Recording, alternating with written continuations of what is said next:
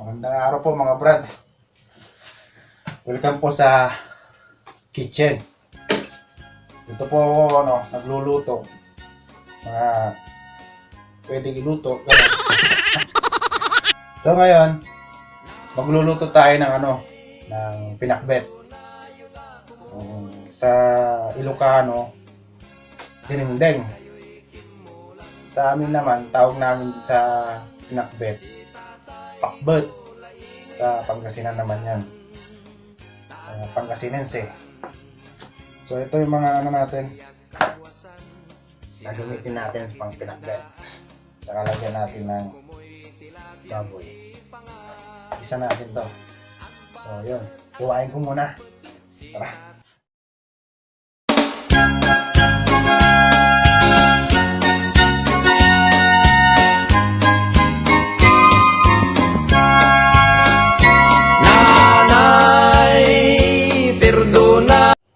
So yun, tapos na po. Nahiwa na natin yung pang dinengdeng natin. Tsaka yung mga rekado, okay na. Tsaka yung karne, tsaka bawang, sibuyas. Sa mahiwagang sangkap. Nagkapos. Kunin natin yung kasilora. So yun mga kabrad, iluto na natin to. Taka na. Yabot. Ang ginagawa mo? So yun, pinapainit na natin yung ating mahiwagang kasirola. Lagyan po natin ng mantika. Yan. Kunti lang po kasi magmamantika yung karne natin eh. Hindi totoo yan. Bola lang yan. Painitin natin.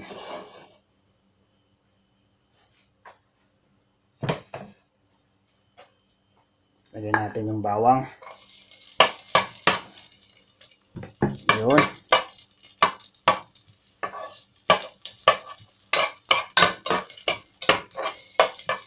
Gisain nyo pong mabuti to. Yung magba-brown yung bawang talaga. Sunod natin yung sibuyas. Yan, isa-isa lang yan. Saka isunod natin yung ating pangsahog. Ayun. Gisa-gisa lang natin to mga brad. Hanggang sa magisa. Takpan natin ng mahiwagang takip. Wala mga brad nabasag yung takip niya Pero okay lang yan. Yun, pag okay na yung karne, nagisa na, lagay natin yung kamatis. Yan. Ang ginagawa mo? Oh, bebe.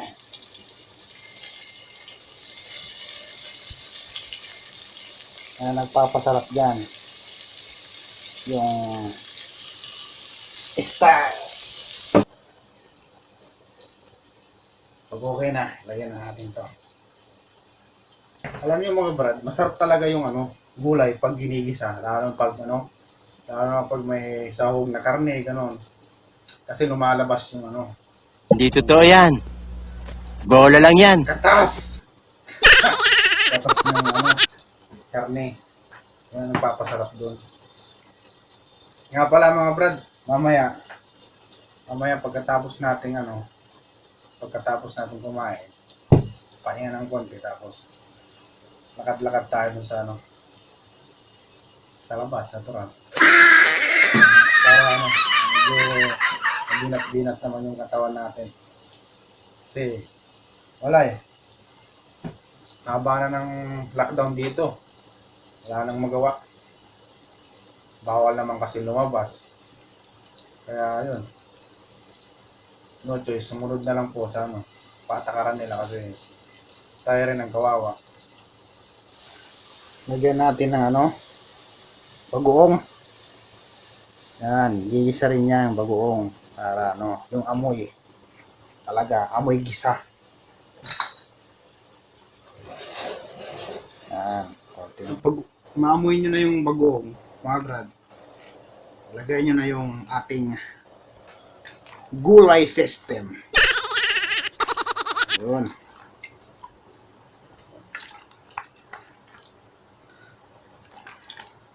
Nga pala, sa mga kababayan ko dyan, sa Dagupan, kumusta kilatan? Ayun, haluin natin mga brad.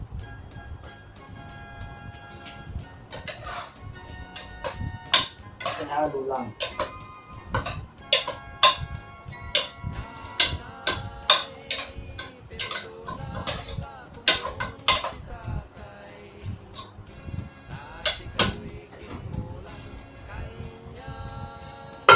On.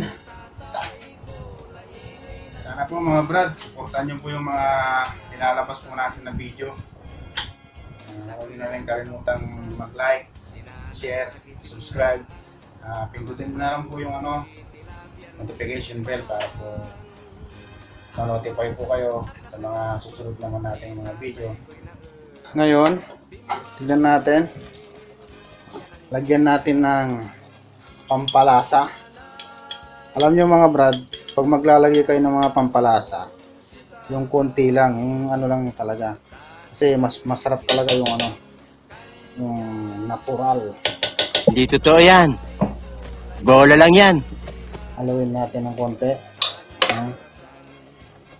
Huwag nyo masyadong yun, kasi pigain kasi madudurog. Pag naghahalo kayo sa gilid lang. Press nyo lang ganyan. Tapos, yun! Takpan natin. So, check natin ngayon mga brad. Yun! Ganda na. Malambot na siya mga brad. Tsaka yung sabaw, talagang brown na brown. Yan ang style ng pagluto ng mga Pangasinan. Wala namang pinagkaiba sa natural na pagluluto natin. Kaso nga lang, siyempre yung diskarte ng pagluto na yan. Paano yun, So, okay na to. Pwede na to mga brad. Tara na! So mga brad, tapos na. Luto na. Ito na yung ating pakbet. Pakbet. So, tikman natin. Sarap naman nito.